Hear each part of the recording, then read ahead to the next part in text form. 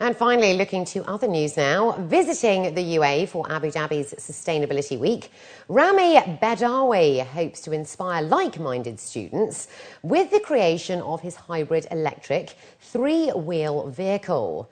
At the age of 15, Bedewi had a passion for cars and the aesthetic factors that came with them. However, his interest in cars shifted to performance, efficiency and innovative technologies. In March of 2010, he introduced the 1 Gallon Challenge, a project which could test how far 1 gallon of fuel would take him. The average currently stands at 30 miles or 48.28 kilometres, and Bedewi was determined to better this.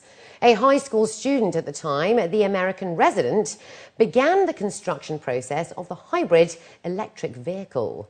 Facing several complications from registration of the vehicle to logistics, roughly 2 years later, the project was complete.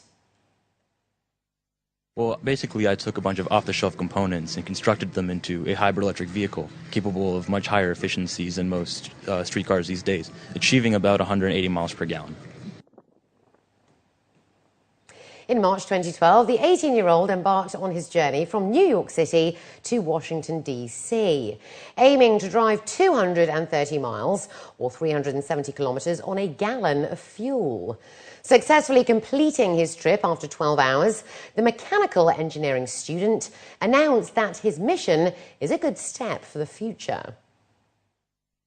The drive began at 5:30 in the morning, so it was still dark outside.